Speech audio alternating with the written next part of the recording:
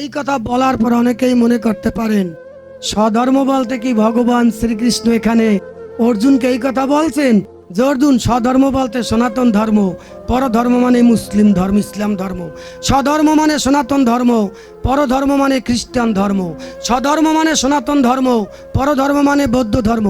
না, এই কথা বলেন নাই। এখানে স্বধর্ম ধর্ম বলতে বুঝেছে যেমন আপনার আমার প্রত্যেকের একটা পেশা আছে, বর্ণাশ্রম আছে না? হিন্দু ধর্ম 4টা বর্ণের উপরে প্রতিষ্ঠিত। কয়টা বর্ণ? 4 বর্ণ। কি কি? ব্রাহ্মণ, ক্ষত্রিয়, বৈশ্য, শূদ্র। এই 4টা বর্ণাশ্রমের উপর এই সনাতন ধর্ম প্রতিষ্ঠিত। আপনার আমার যে কাজ, আপনারা দেখবেন এখানে টেইলার্স আছে না? প্রত্যেক টেইলার্সের খবর নেবেন, সে আগে কোনো না কোনো টেইলার্সের সাথে থেকে আগে বুদামের ঘাট সেলাই করছে কিনা, একটু কাপড় কাটছে, ওই একটা কাটা কাপড়, ফলস কাপড়, কইছে বেটা এইটা সেলাই কর। ওইয়া করতে করতে তার কাছে থাকতে থাকতে তারপর একদিন এসে দোকান দেয়। আপনি হঠাৎ করে দোকান দেন, আপনি লস খাবেনই খাবেন, কারণ আপনি ওইটার মর্ম বোঝেন না। আপনার কাছে ধর্ম, আপনি যদি কৃষক হন ওই কৃষিকাজটা আপনার কাছে স্বধর্ম, আপনি যদি পুলিশ হন তাইলে আইন শৃঙ্খলা পরিস্থিতি রক্ষা করা আপনার কাছে স্বধর্ম, আপনি যদি বৈষ্ণব হন তাহলে বৈষ্ণবীয় আচরণ করা, বিষ্ণুর প্রার্থনা করা, তার শ্রীপদ পদ্মে সবসময় ভক্তি রাখা আপনার স্বধর্ম। আপনি যদি মুসলমান হন, আজান শোনার সাথে সাথে 5 ওয়াক্ত নামাজ পড়েন, সত্য কথা বলেন, সৎ পথে চলেন, মহানবীর দর্শনে চলেন, এটাই আপনার কাছে স্বধর্ম। আপনার কাছে স্বধর্ম মানে ওই ধর্মের নামে না, আপনি যেই পেশায় আছেন ওই পেশাটা আপনি যেভাবে পারবেন এটা অন্য কেউ এসে হঠাৎ করে পারবে না। তাই এখানে অর্জুনকে কোন জ্ঞান দিয়েছেন যে অর্জুন তুমি ক্ষত্রিয়, কাজেই তোমার স্বধর্ম হইল ক্ষত্রিয় চিত আচরণ।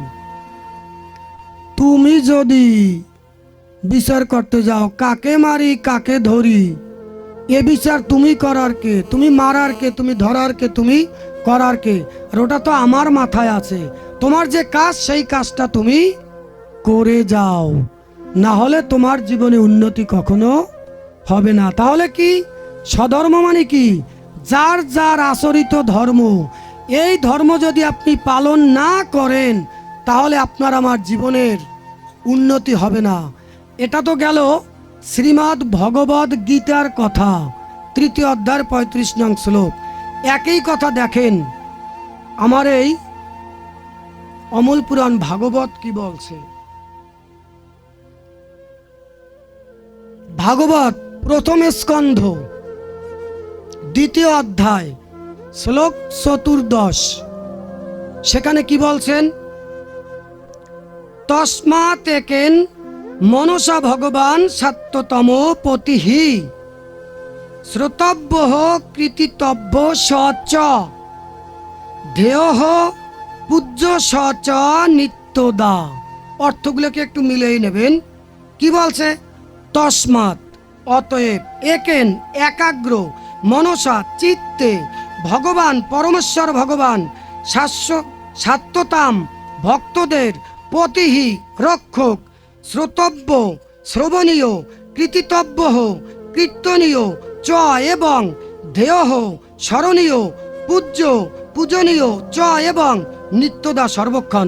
অর্থাৎ কথাটা কি দেখবেন? একাগ্র চিত্তে নিরন্তর ভক্ত বৎসল ভগবানের মহিমা শ্রবণ কীর্তন স্মরণ এবং তার আরাধনা করা কর্তব্য। আপনার আমার স্বধর্ম কি? আগেই বলেছিলাম, ভজনযোগ্য দেহ নিয়া এসেছি, সুদুর্লভ মানব জন্ম নিয়া এসেছি কোথায়? এই মর্তধামে। এখানে এসে এই 4টি কাজ আমাকে করতে হবে। কি কি করতে হবে? আমাকে করতে হবে একাগ্র চিত্তে। খালি নাম ধ্যান করলে হবে না, পূজা করলে হবে না, কীর্তন করলে হবে না। একাগ্র চিত্তে প্রথম শ্রবণ। নববিধা ভক্তির মধ্যে এখানে 4টি ভক্তির কথা বলা আছে। কি কি বলছে? প্রথম হয়েছে একাগ্র হৃদয়ে শ্রবণ, শ্রবণের পর হয়েছে কীর্তন, কীর্তনের পর হয়েছে তার লীলা কথা স্মরণ, তারপর হয়েছে তার আরাধনা বা পূজা করা। কিন্তু শুরুতেই বলছে একাগ্র চিত্তে আপনি কাজ করবেন, সেই কাজটা যদি আপনার একাগ্র চিত্তে না হয় তাহলে কিন্তু হবে না। ওই জায়গায় কিছু আমি রান্নার বিবরণ দিয়েছিলাম, ওই নিয়ম মাফিক করতে হবে, না হলে সুন্দর হবে না। তাহলে কি করতে হবে? আপনি আমি করব, শ্রবণ করতে যাব, কীর্তনে যাব, ভাগবতীয় কথায় যাব, শুনলাম, এক কান দিয়ে শুনলাম আর এক কান দিয়ে বের হয়ে গেল। ভক্তমণ্ডলী মায়ের আমার, কি বলছিলাম? শ্রবণ করব একাগ্র হৃদয়ে, অন্য কোনো চিন্তা ওই সময় আমার মাথায় থাকতে পারবে না। একাগ্র হৃদয়ে শ্রবণ, শ্রবণের পরে কীর্তন, কীর্তন করতে হবে। এ যুগের এই নাম ধ্যানেই তো সবচেয়ে বড় ধর্ম। নিয়ে আসছেন কে? মহাপ্রভু। আপনার আমার মুক্তির জন্য এই নাম, হরিনাম নিয়ে আসছেন। সেই হরিনামের কথা এখানে কিভাবে বলা আছে? একাগ্র চিত্তে শ্রবণ, তারপরে কীর্তন, তারপরে তার লীলা স্মরণ, তারপরে করবেন আরাধনা বা পূজা। তবে এই চারটি কাজ যদি একাগ্র হৃদয়ে করা যায় তবেই আপনার আমার কি হবে? এই দেহের মুক্তি আসবে, অভিষ্ট লক্ষ্য আসবে। তাই যে কথাটি বলেছিলাম, এই মাঠে এভাবেই ফসল ফলাতে হবে, যেই ফসলটাকে একদিন বৈকুণ্ঠের হাটে বিক্রি করতে পারবেন। ওখানে ভক্তমণ্ডলী মায়ের আমার সোনা দানা, বাড়ি গাড়ি, জায়গা সম্পত্তি কিচ্ছু যাবে না। আজকে রাতে চোখ বুঝলে কালকে হবে দুদিন। কি নিয়ে যাব? আসলাম, খাইলাম দাইলাম, আনন্দ ফুর্তি করলাম, কিন্তু কিছুই নিয়ে যেতে পারলাম না। আজকে থেকে আমরা স্মরণ করব সকল কাজের মধ্যে, সব কাজের মধ্যে একটু তার জন্য, যার উছিলায় এই পৃথিবীতে এসেছি, সেই আমার প্রভুর, আমার শ্রী গোবিন্দের, আমার আরাধ্য দেবতার কি করব? কাজটুকু একটু সময় মতো করব। সন্ধানহিক আছে না? শ্রীমদ্ ভগবদ গীতায় বলা আছে ত্রিসন্ধ্যা মুক্তি গেহিনী, তিনবার পূজা করার কথা আছে, আর গভীর রাতে নাম ধ্যানের কথা আছে।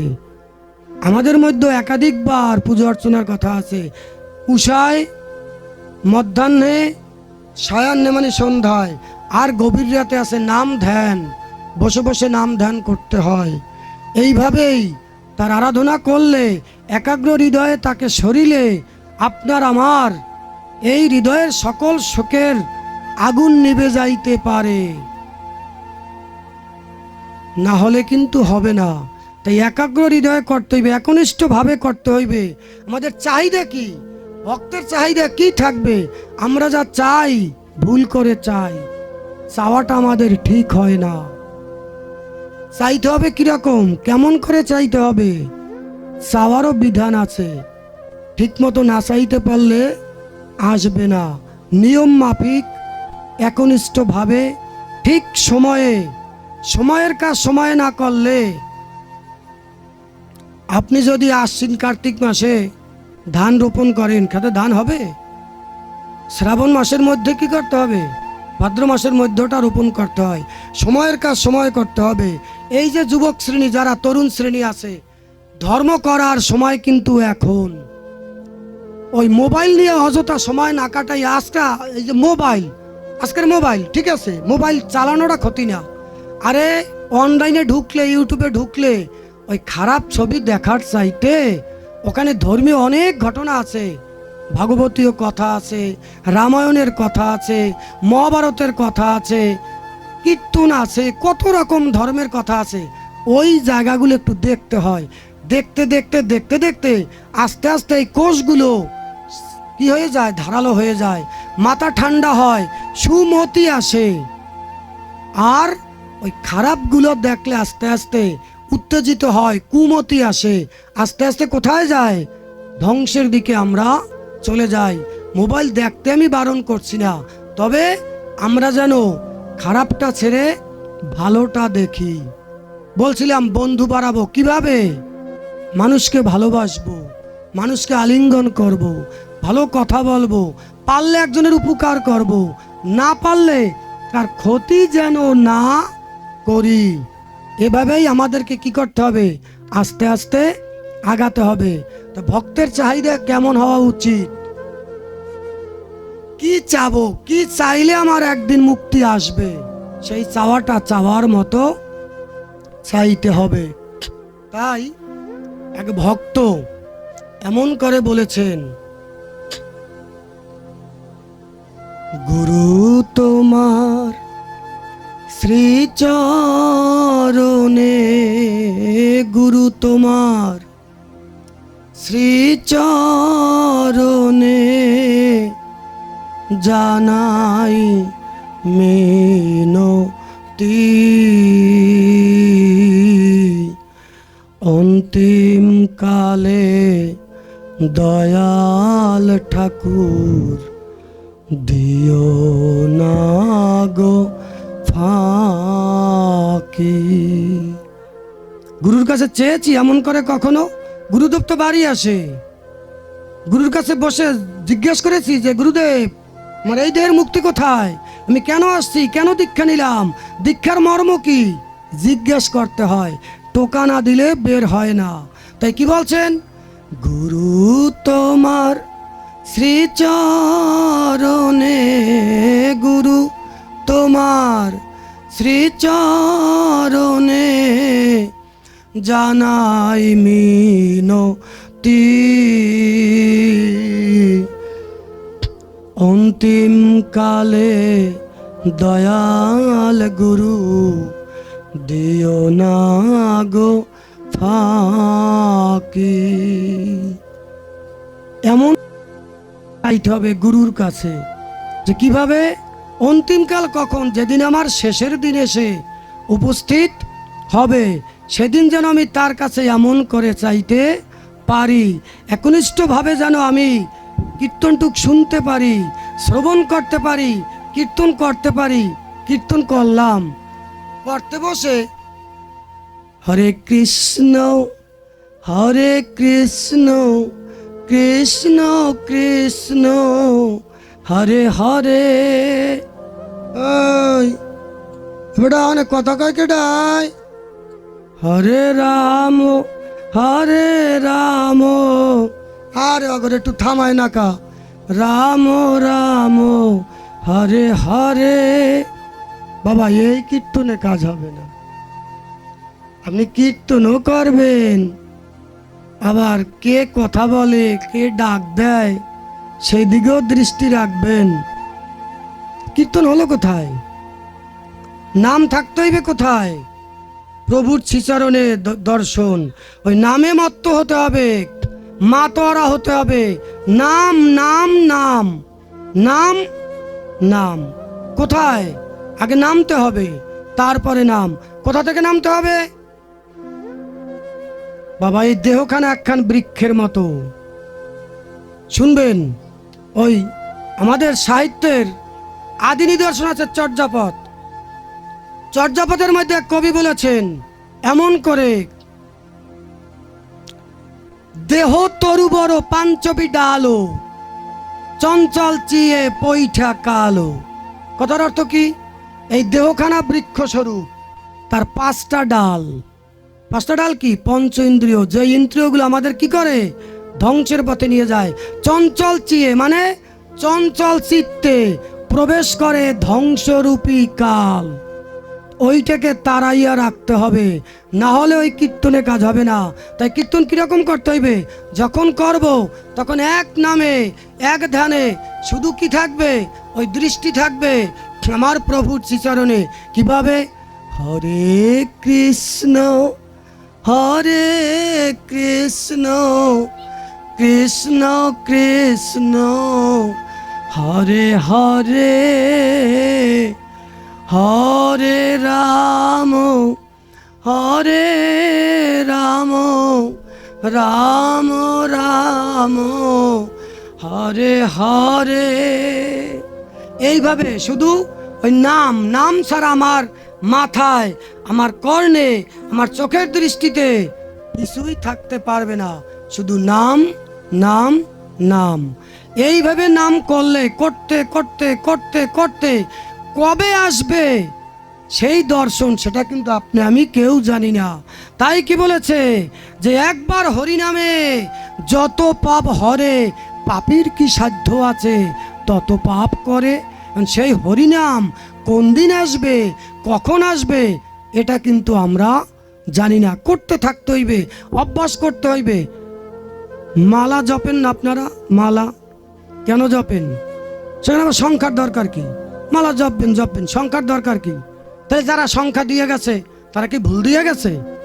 নিশ্চয়ই না। এখানে একটি গভীর দর্শন লুকিয়ে আছে।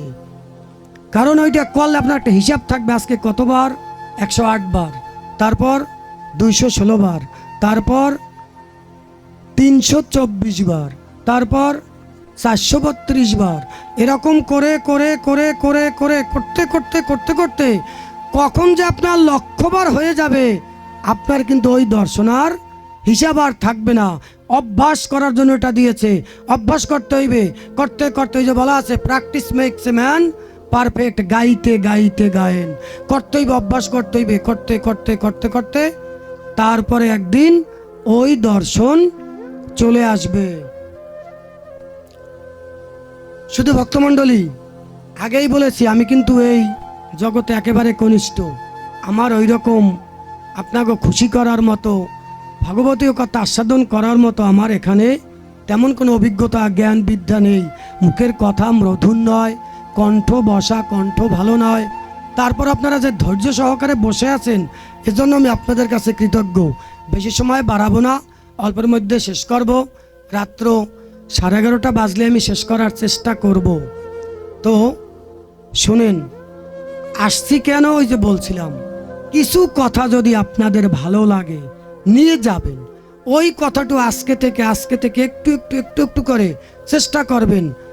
ওটুকুই যদি আমার এই কথায়, আমার এই আগমনে, আমার এই আশায় যদি এখান থেকে যে বর্ণের, যে ধর্মের, যে পেশার, যে বয়সী, যে স্থানের যে কেউ হন, একটা লোকেরও যদি একটু করেও চরিত্রে পরিবর্তন আসে, তাইলে আমি মনে করব আমার এতক্ষণের এই বকবকনিটা সার্থক। আমি সবাইকে যে আজকে বলবো পরেই কাজকে কালকে কি করবে, সবাই ধর্মের পথে চলে আসবে, সবাই কালকে পাপ কাজ ছেড়ে দেবে, না না, এমন কথা নয়। সেটা যদি হইতো তাহলে অর্জুন, ওই যে শ্রীমদ্ ভগবদ গীতায় বলা আছে, অর্জুন ভগবান শ্রীকৃষ্ণের কাছে প্রশ্ন করতো না।